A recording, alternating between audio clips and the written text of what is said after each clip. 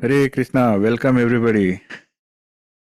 So, this is Krishna Dasa. Today we are going to start chapter 9. Before we begin, I will say the prayers to Guru and God. Om Ajnanatimirandasya Jnananjana Shalake Chakshurum Militamena Tasmai Shri Guruve Namaha. Om Namo Bhagavate Vasudevaya. Hare Krishna. I'll play the Guru mantra. Gurur Brahma Gurur Vishnu Gurur Devo Maheshwaraha Gurur Sakshat Parabrahma Tasmai Shri Guruve Namaha Tasmai Shri Guruve Namaha Tasmai Shri Guruve Namaha. Hare Krishna. Okay, are you all ready? Shall I play the Shlokas? Okay. अथ नवमोऽध्यायः राजविद्या राजगुह्ययोगः श्रीभगवानुवाच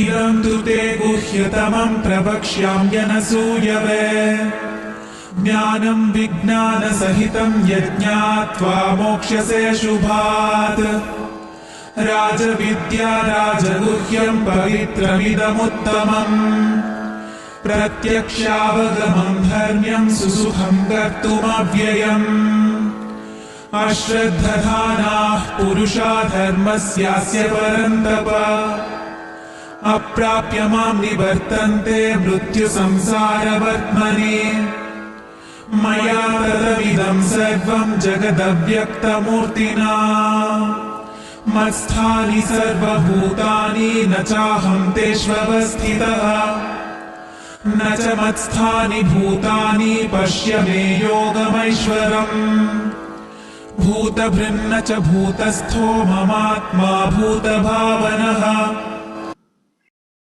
Hare Krishna. Who is reading the translation today? It's Poonam Aunty. Hare Krishna. Yeah, go ahead. Hello everyone. Chapter 9, 9.1.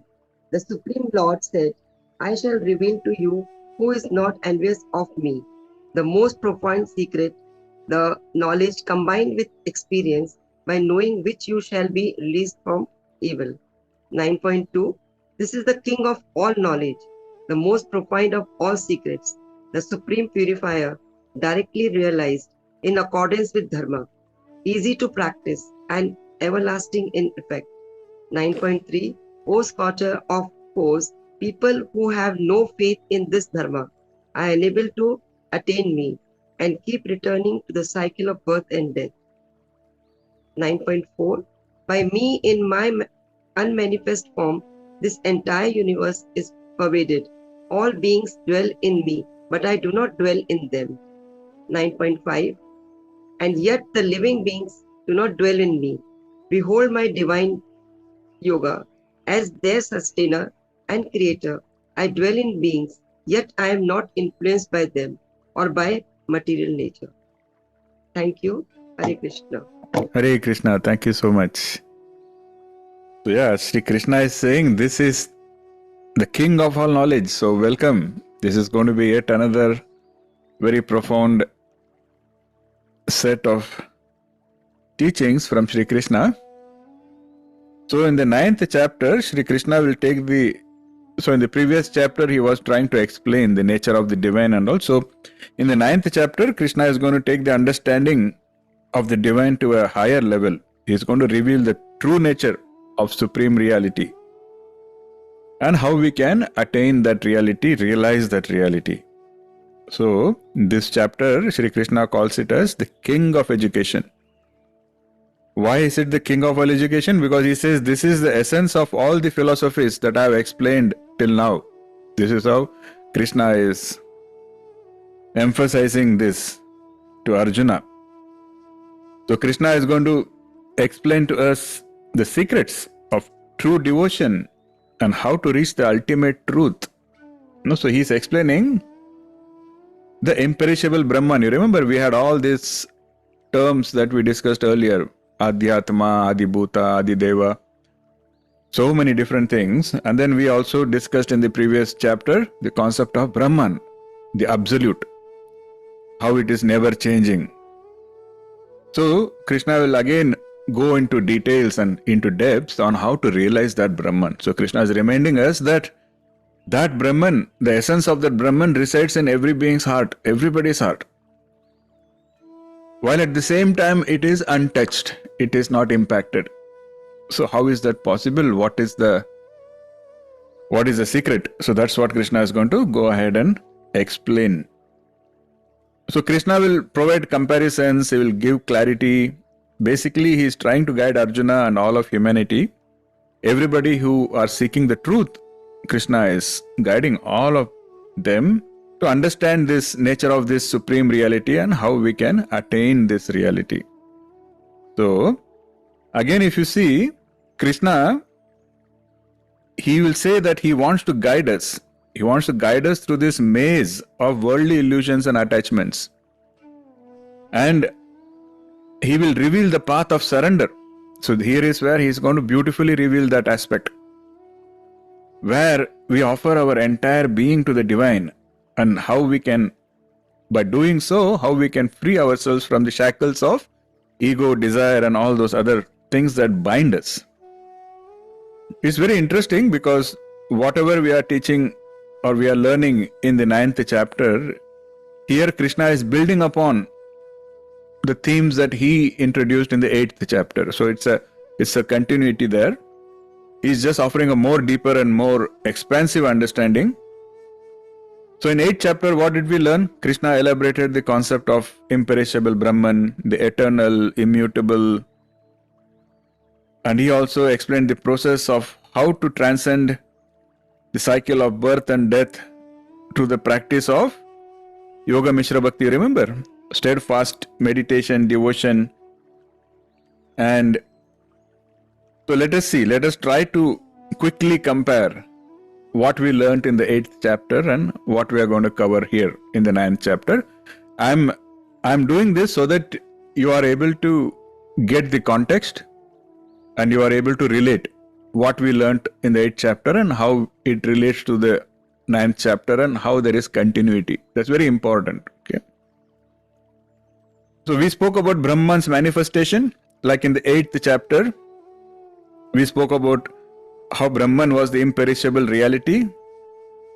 Now in the 9th chapter, we are going to learn how this Brahman manifests itself in the entire cosmos, both as the unmanifested source as well as the manifested creation. Then devotion and surrender, the 9th chapter will place a greater emphasis now on the path of bhakti. Because if you remember in the 8th chapter, we spoke about Mishra Bhakti also. But in the 9th chapter, the focus is going to be more on pure bhakti and sharanagati. Here Krishna will emphasize on pure bhakti and sharanagati as being the most direct and effective means of attaining moksha. See, as I said, Krishna will give us all the knowledge. Krishna will give us all the various options. He is never in the Bhagavad Gita has Krishna said that don't ask me questions, just blindly obey. That is not his style at all. So, step by step, he will explain Sankhya Yoga, he will explain Karma Yoga, he will explain, Yoga Mishra Bhakti, he will explain everything. And after explaining everything, he will tell us, now I'm telling you, now that you know all of this, the best path, the shortest path is going to be pure bhakti and sharanagati. You will yourself see. Once Krishna explains how this bhakti works, once Krishna explains how we can use pure bhakti to reach him, then you yourself can compare that with the other paths and you will yourself reach to the same conclusion that, yeah, this makes sense. No, I should just probably just follow this pure bhakti. Universal presence, the 9th chapter will expand on the concept of how the divine is all pervasive and how the Lord is not just the source, but the Lord is also the sustainer. And the Lord is the ultimate goal of all beings and all aspects of existence. So basically, again, the 9th chapter is building upon the foundations that was laid on the 8th chapter, and it's going to provide a more comprehensive understanding, nuanced understanding of supreme reality and how to attain it. So my best wishes and blessings, because I found this chapter to be one of the most important chapters, where the lessons learnt in this chapter pretty much, I think, will set us on the right path to spiritual evolution. So chapter 2 to 6, Krishna shared the knowledge of matter, spirit, and if you remember, he used the word Guhya. Guhya means confidential. Some of you may remember this. We discussed the difference between confidential knowledge and hidden knowledge. So the knowledge is not hidden, but the knowledge is confidential. And chapter 7 and 8, he shared the knowledge of bhakti, and it was more confidential. So the word used is Guhyatara, more confidential. And now in the 9th chapter, Krishna is sharing the knowledge of Kevala Bhakti. Kevala Bhakti, you can, in English, you can say pure devotion, pure Bhakti. Kevalam means only. So Kevala Bhakti is coming in 9th chapter, and Krishna calls this as most confidential. So Guhyatara, and this is Guhyatama, which is the most confidential knowledge. And here Krishna will also talk about the majestic aspect of the Lord, which is known as Aishwarya. So let us see what Krishna is saying here. Lord Krishna, he offers Arjuna this Raja-Vidya and Raja-Guhyam, the most exalted knowledge and secret that reveals the truths which are profound and purifying, pavitram. And this transcends all forms of wisdom. And Krishna will emphasize that this wisdom, which embodies the highest purity, is capable of leading us to direct realization of God. So the word used there is pratyaksha vagamam. Very important word. It will be repeated a few times now. The most beautiful part of all of this. First, Krishna is telling us that if we understand this, if we follow these teachings, we will have a direct experience of God. Pratyaksha vagamam will be there, which is pretty much the goal of all seekers. That is what our goal should be. What is more beautiful is Krishna is saying, what are the prerequisites for getting this pratyaksha vagamam? That is where the beauty is. Krishna says the only prerequisite is a pure heart, which is free from malice and jealousy. Now, I'm sure all of us are capable of that. That is all Krishna says. You know, if you can have a pure heart which is free from malice and jealousy, he says that is the only prerequisite that I'm asking you of. And if you see in the initial shloka, this is what Krishna is telling Arjuna. He is telling Arjuna, you are free from malice, you are free from jealousy. That is why I'm explaining this absolute secret to you. Very important.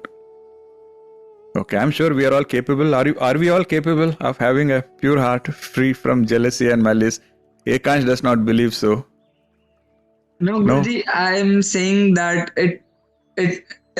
we want to have pure heart, but it is like seeded in us from the childhood. Whenever somebody was getting good marks than us, our parents were telling, he's doing more better. There was a bhavna of jealousy is so much stronger now. That sanskara has developed so much stronger. If we want to put it aside, if we try, still it will come in our dreams again and again. No. See, let me just tell you something, okay? If somebody points you to another person and says that, see, that person is stronger than you, you can react either by saying that, oh, I feel motivated and now I want to be as strong as that person. Or you can go in the negative direction and say, you know, how do I bring that person down? Why is he stronger than me? You know? True. There is a negative way of approaching it. That is what is jealousy, and that is optional. Doesn't matter if parents tell us or teacher tell us, Doesn't matter who they are comparing us with. We should always take it in the positive sense, and we should always say, how can we raise ourselves? That is good. Even in Bhakti Marga, there are examples. We have Mirabai, we have, Lord Chaitanya, we have so many stalwarts.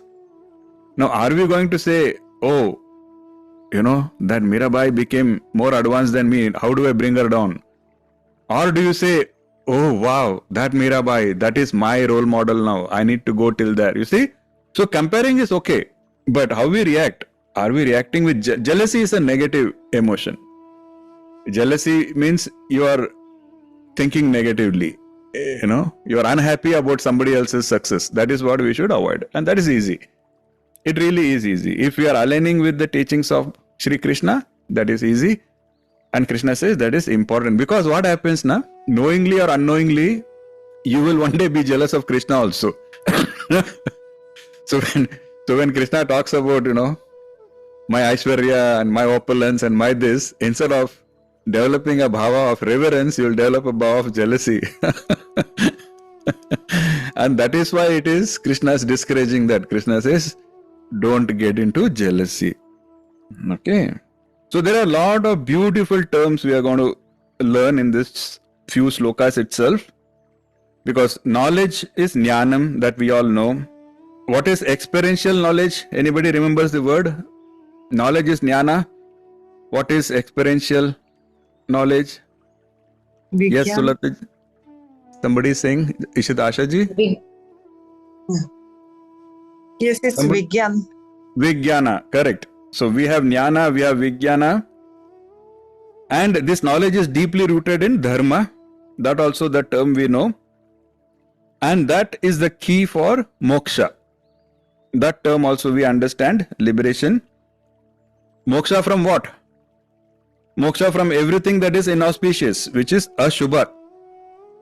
And it is marked by its simplicity of practice, susukham. And it is eternal in nature, avyayam. I'm just giving you a glimpse of some of the terms that we will all go deeper now. So Krishna is unfolding these teachings. He's clarifying that such wisdom is not only about understanding, but it is about experiencing. That is the emphasis here now. Krishna says, it's not just understanding. You need to know experience. And experience how?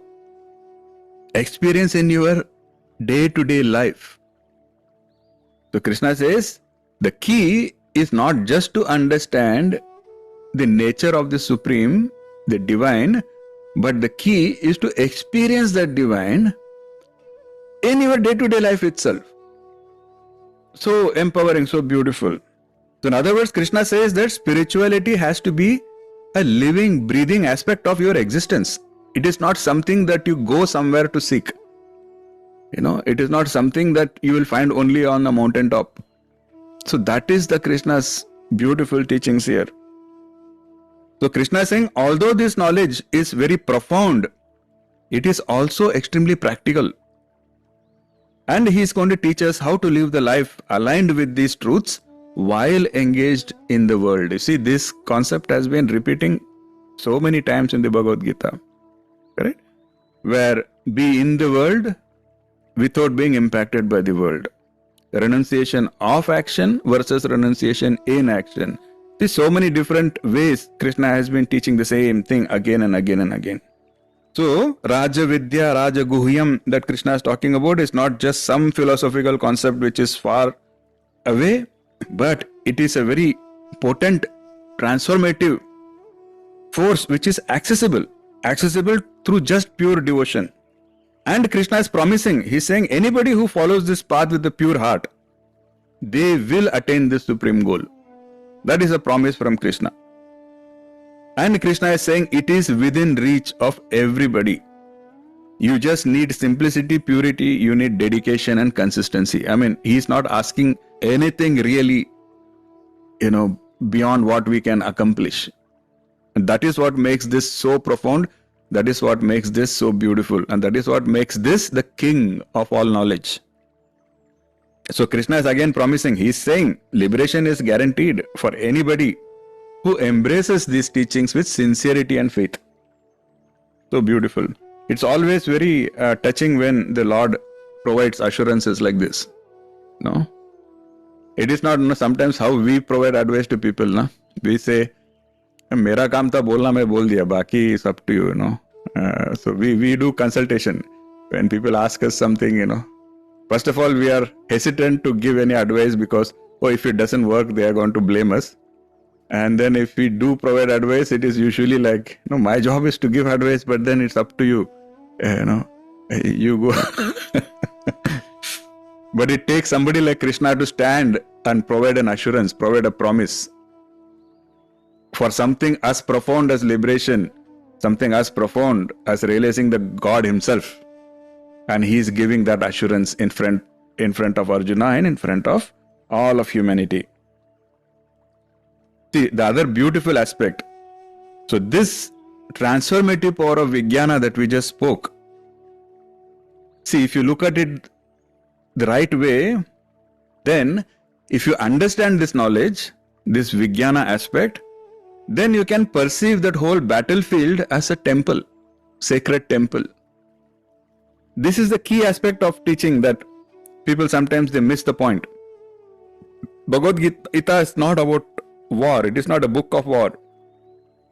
Here Krishna is teaching Arjuna how he should implement these teachings, how he should utilize this knowledge, the transformative power of this Vijnana in such a way that he shouldn't be looking at it just as a place where somebody is killing somebody else. Now that place becomes a temple where Arjuna gets to practice nishkama karma, devotion in action, detachment, all of those teachings that Krishna is teaching, Arjuna gets to practice that and get transformed right there. So beautiful. Every soldier, every animal, learn to see the divine presence in them. Learn to see the eternal aspect in them. Learn to see God's energy even in a blade of grass. Learn to see God's manifestation even in a thunder, lightning, in everything. That is how, this knowledge becomes transformative for us. That is Vijnana. Experiencing the presence of God in everything, not just theorizing. So it's a message of hope. It's a very, very important guidance for all of us who is seeking to transcend all these limitations of the material world. And Krishna is giving us an opportunity to realize the ultimate truth while being engaged in our day-to-day life. I never get tired repeating this. I can repeat this as many times as I get an opportunity. This is the most profound aspect of Krishna's teachings in these chapters, is you can reach the divine, you can realize the absolute while being engaged in your day-to-day life. You don't really have to become a sannyasi. You don't have to do anything really, anything that prevents you from living your life. So Krishna elaborates on this knowledge being directly experienced. So this direct realization, Krishna says, connects, it creates a connection with the Supreme. He says, once that connection is established, it is not like our cell phone connection. It never goes out of coverage. There is no downtime. So Krishna says, once you implement this knowledge, once you have got that pratyaksha vagamam, once you have got that realization, you establish a connection with me. That's what Krishna says. And he says, once that connection is established, then it never goes away. Your job is to strive hard to establish that connection. Maintaining the connection is Krishna's job. And he is an expert at that. He says, I will take care of maintaining that. So, again, Krishna is saying, of course, see, Krishna is giving this assurance, but he's also saying that this is essential though. It is not just a wish. Krishna is saying you have to look at it as something that is essential, because that is the only way where we can totally get free from this cycle of Janama Mrityu Jara Vyadhi. That is the only way. And achieving this, the only way is through bhakti. Makes sense?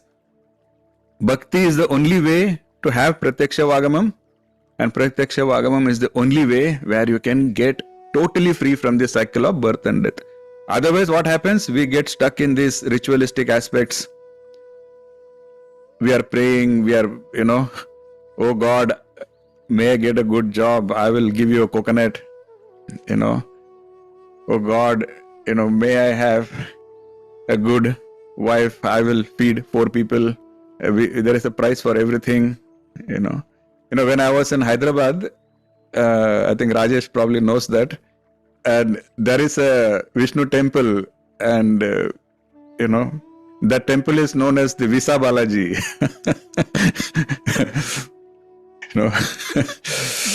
You took me there, Abhi. We went there once.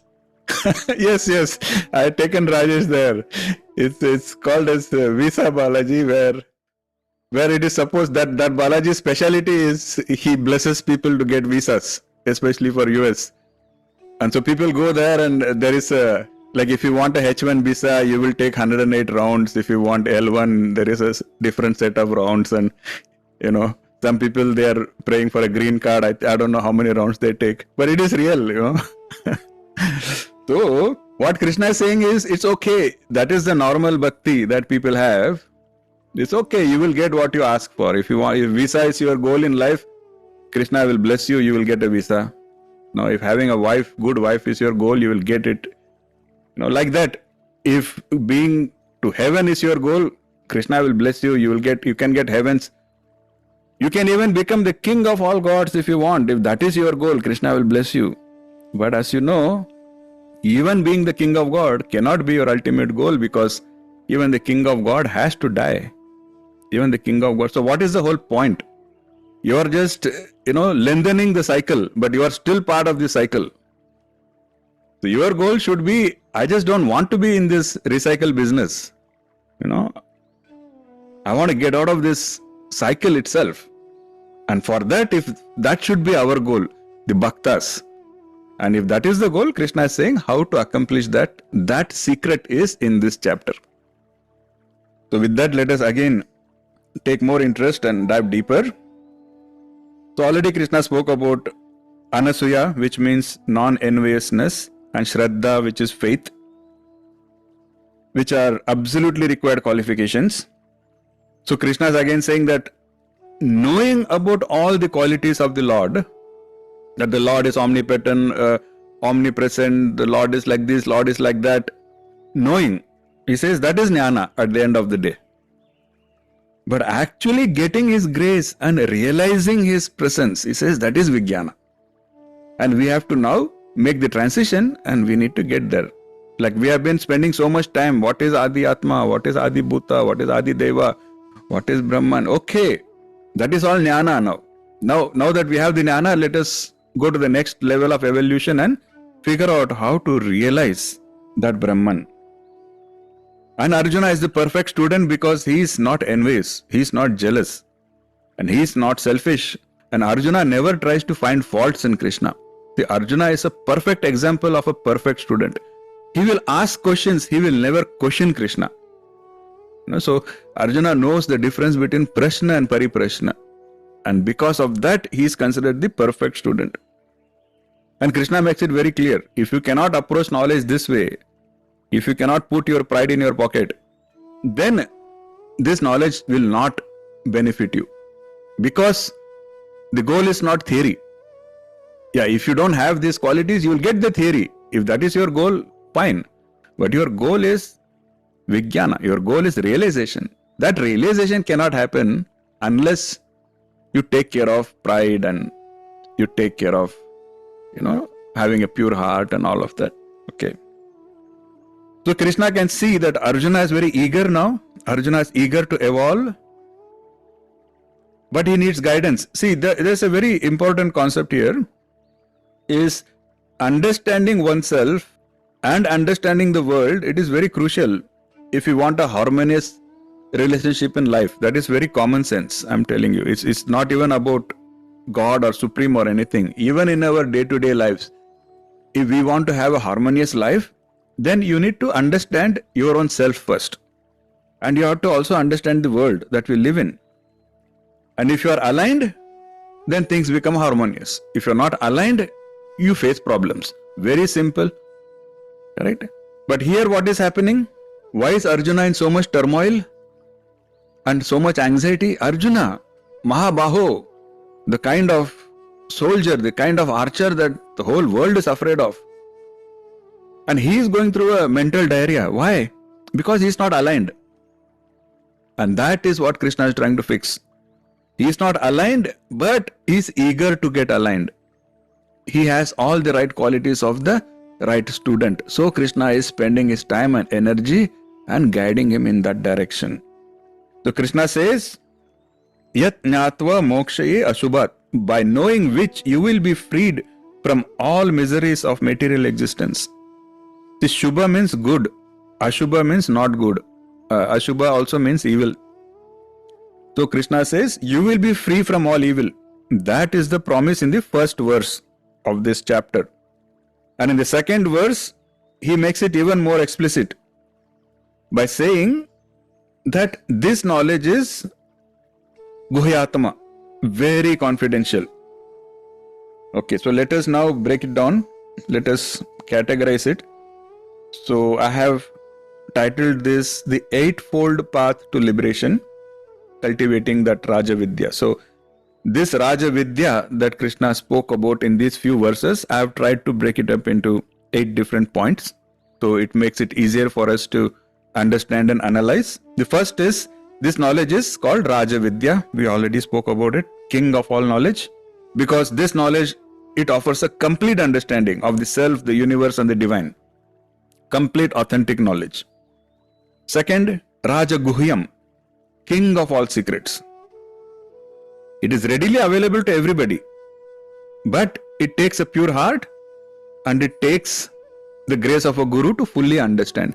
See, again, I keep talking about Rajesh because we share some of the professional experience. So we used to, Rajesh still works there. I used to be in Amazon, and once there was this incident where, a security event happened and our source code got leaked for part of our products.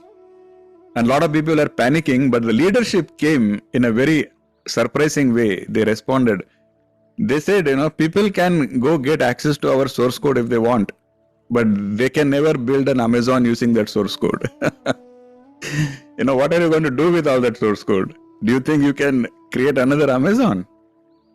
Just like that, Elon Musk will say, I'm not really worried if somebody figures out how I made that battery. Go ahead.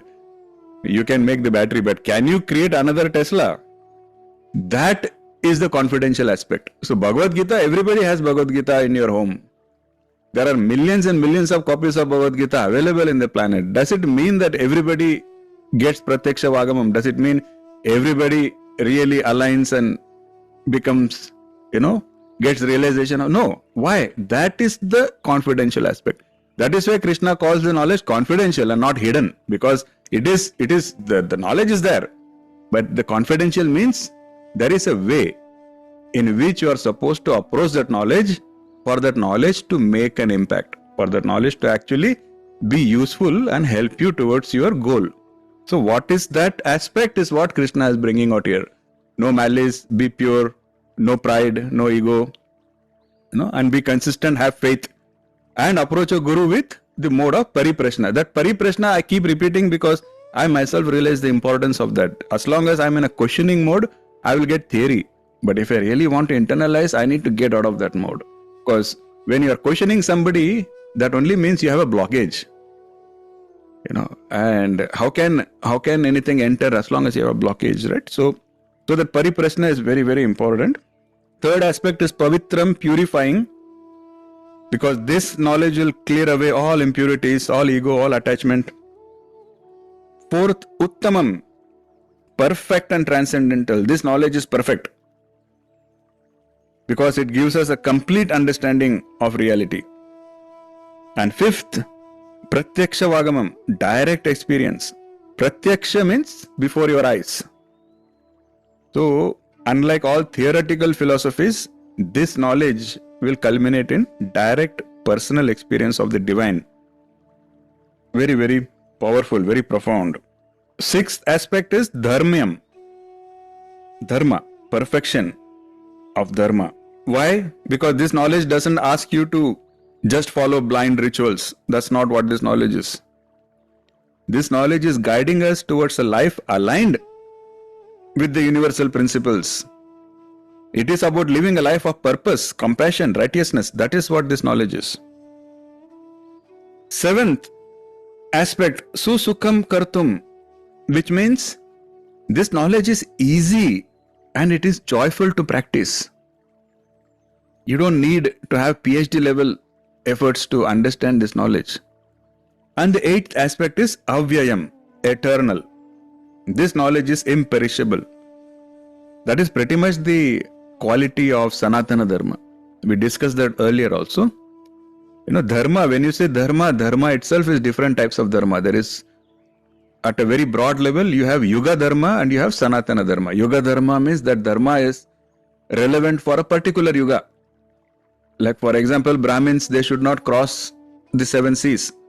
If they cross the 7 seas, they are considered no longer to be a Brahmin. That was a dharma, but that dharma was for a different yuga. Today, that dharma doesn't apply. Whereas Sanatana Dharma means things like truthfulness, non-violence, they are never going to be outdated. They are eternal. So this knowledge also, this Raja-Vidya that Krishna is imparting, Krishna says that is avyayam. This knowledge is eternal. No matter which era you are in, that knowledge will have the same impact and take us to the same goal. So what is Pratyaksha Vagamam? Very important message, very important word, which means which can be realized by direct experience. This is an assurance, a strong assurance that Krishna can be a constant awareness in our day-to-day life. Because Krishna is already our innermost self. You don't have to find Krishna, you don't have to search Krishna. Krishna is already deep within us, within everybody. We just have to realize that. And for that, we have to first have the conviction. We have to make it our goal. Our goal in life should be that. See, are you getting it? Our goal in life, you need to have a goal. And once you have a goal, you need to have a conviction. And you need to have the faith to pursue that goal. But do you even know what that goal needs to be? So Krishna is making it very clear. Krishna says, I am within you already. Your goal has to be to just realize that. And that has to be the goal of all of us. That is what is Pratyaksha Vagamam. Where you have a direct experience, direct realization. And everything else is accomplished once that is accomplished. Because see, theoretically everybody here knows that God is everywhere, God is in everything. ठीक है, God is everywhere, God is in everything, but do you feel that way? Do you feel the presence of God? That is what is lacking, right? So once I was in Germany for an assignment, and I was in a very remote part of Germany, which was people like me, like dark-skinned people are extremely rare there. So we were we call it a flea market, where anybody can come and sell anything there. They will put a table and they will be selling weird things. So my friend took me there. My friend was a local there. And out of the blue, one guy just pounced on me, and, he was very upset, So I just asked him, what are you really upset about? Because I have not said a word. I have not even made eye contact with you. So what are you upset with? And so he goes on this whole rant like, oh, you guys, you are all like, pagans, and you have the wrong idea of God and blah, blah, blah. And then he said, you guys, you claim that God is in a cow, how absurd it is and all of that. No, I didn't want to pick up a fight. But at the same time, I had to find a way out, because that guy was hell-bent on cornering me. And so I very kindly asked him, okay, so what does your religion teach you? Like, where is your God, basically? Like, where can I see your God? And he's like, oh, our God is omnipresent. Our God is everywhere. Our God is all-powerful. I said, okay, if your God is everywhere, why not inside a cow? And at least that got that guy thinking. He didn't expect that question, but I had that 1 or 2 minutes that was enough, and my friend took me away from there. But that is what I am asking all of you, is theoretically this knowledge is there. Even that guy had that knowledge theoretically that God is everywhere.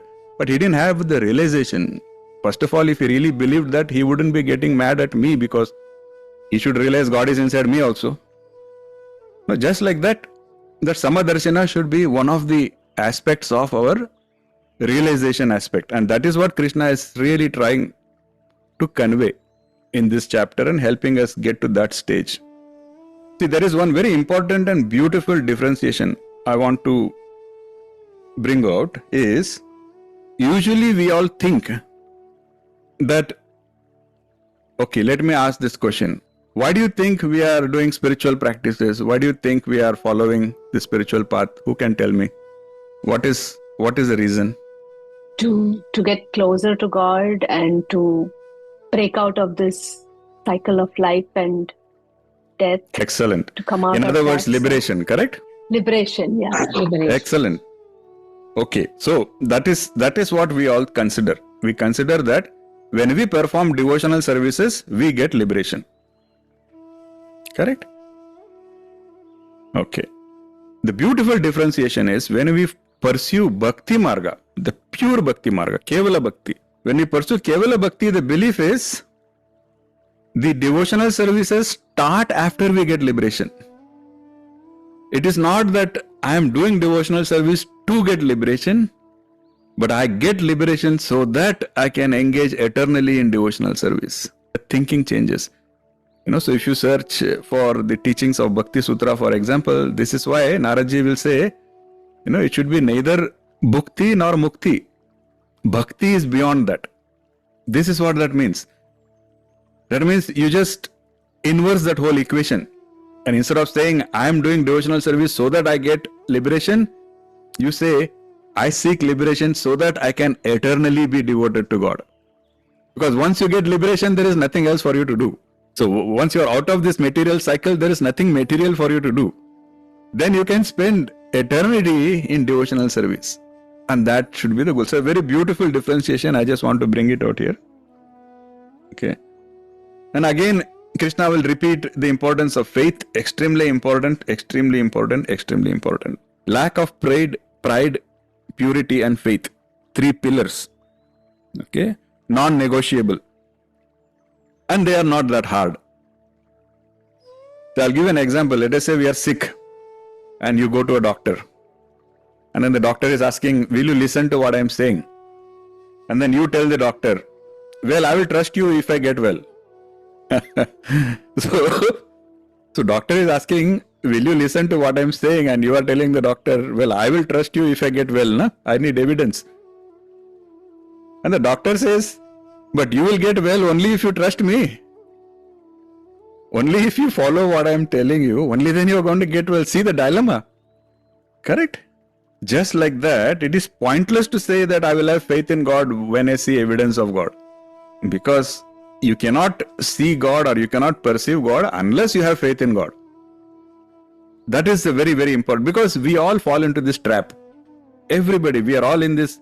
Everybody who is in this samsara, everybody who is going through all these turmoils of life, we all get into this problem. Something happens, something negative happens, something sad happens and we question, where is God? Abhi God kahan hai? But then we need to realize that is the whole exercise. Is God is asking, where is your faith? I am asking, where is God? And God is asking, but where is your faith?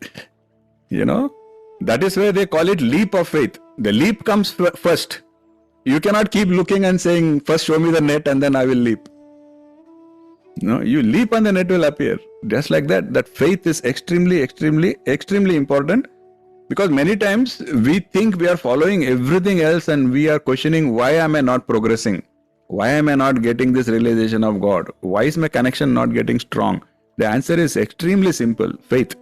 See, there is a beautiful example in our Puranas.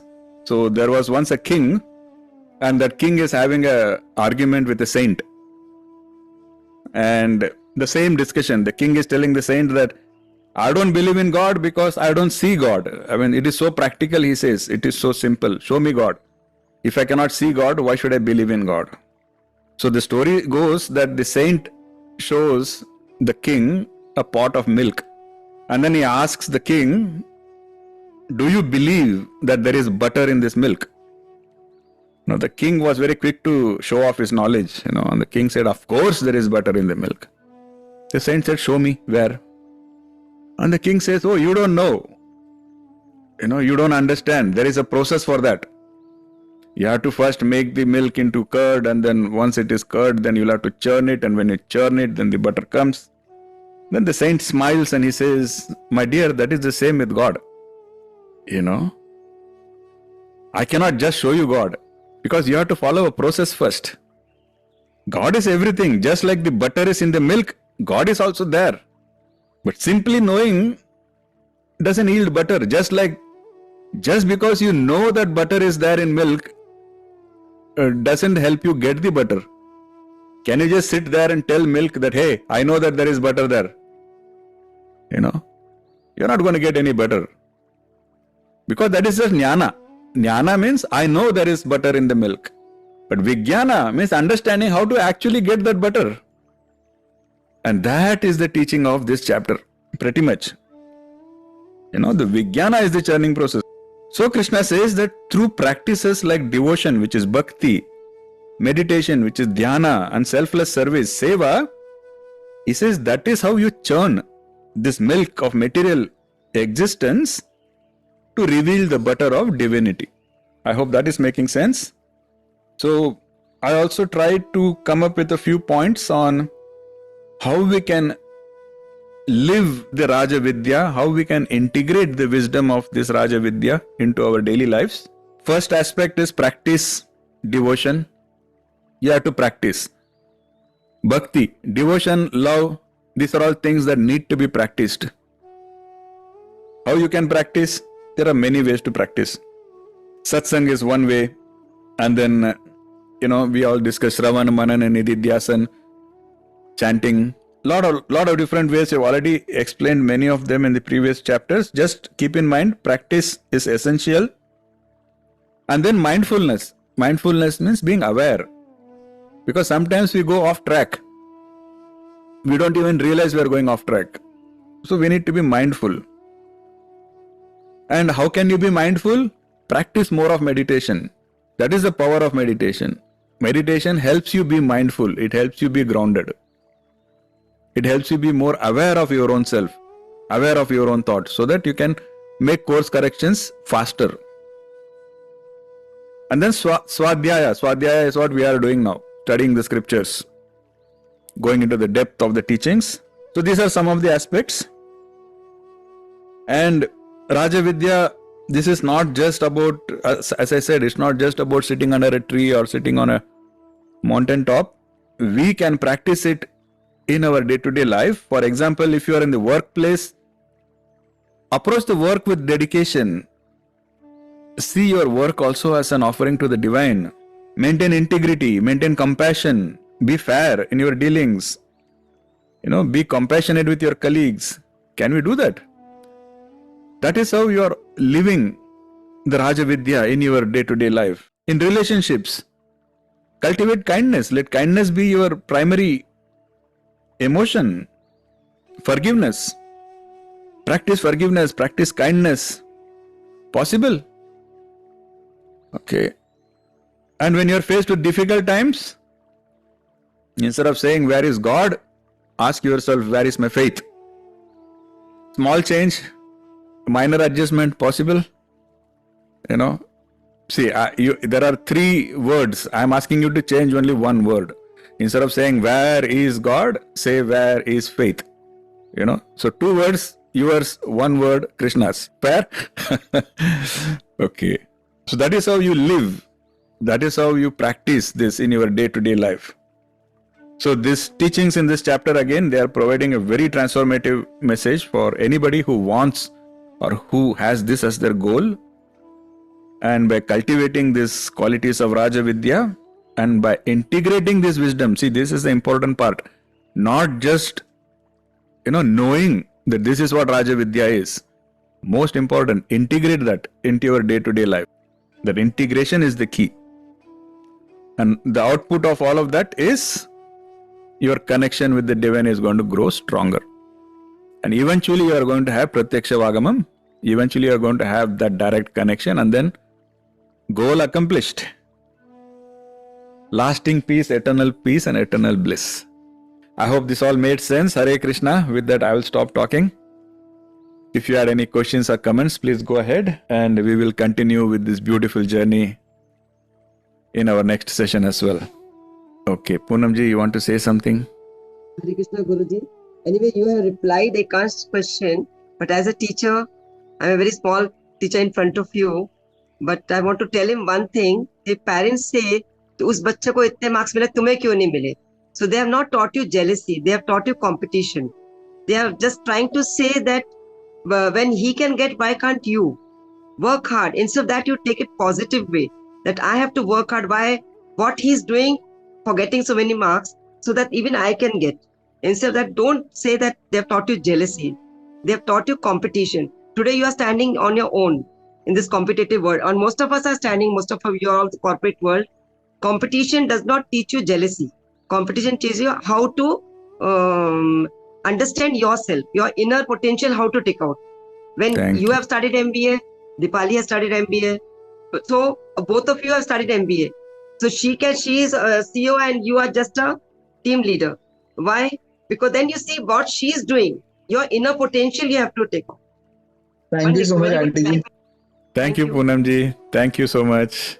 That's good advice. Ekansh, any other doubts? Are you okay? No, Guruji. The session was really profound and amazing. Thank you. All thanks to Krishna. Yeah, I have a question. You said no bhukti, no mukti, only bhakti. But to achieve that, you any case are on the path of bhakti, no? So what I'm trying to, is my understanding right that through bhakti only, there's no bhukti and mukti, but eventually, I mean, after that, as you mentioned, it's again bhakti only. Once you are liberated, and then the only thing is bhakti. So what I mean, it starts with that. You achieve and then you go on to that path. Is it? Yes. So all we are saying is, you can say that I'm doing bhakti to get liberation. Correct. Now, if somebody asks you a question, why liberation? What will be your answer? You don't want the cycle. You want to be liberated. I mean, you want to be free from this cycle that you have birth and death. Okay, but what are you going to do once you're free? Like, why do you want to be free? Be in bhakti again. Oh. That is all this teaching is. It says, understand why you need that liberation. So, yes, liberation is good, but it is going one step ahead. And it is saying that liberation is so that you can spend eternity in bhakti. Okay. Constant. So yeah, that is all. So yes, get liberation through bhakti and get liberation for bhakti. So bhakti should be the means as well as the end. That is the message. Okay. Yeah. Thank you. Okay. No other questions, comments? Then I think we can wrap up today's session. Hare Krishna. Very grateful to all of you for helping make this a satsang. And especially people who are keeping their video on and sitting and listening to me patiently. Very grateful for creating this atmosphere of a satsang. So thank you so much. May Krishna's blessings be with all of you. And see you all again in the next session. Hare Krishna. Hare Krishna, Guruji. Thank you. Hare Krishna. Hare Krishna. Hare Krishna. Hare Krishna. Hare Krishna. Hare Krishna. Hare Krishna, Guruji. Hare Krishna. Thank you, Guruji. Hare Krishna. Hare Krishna.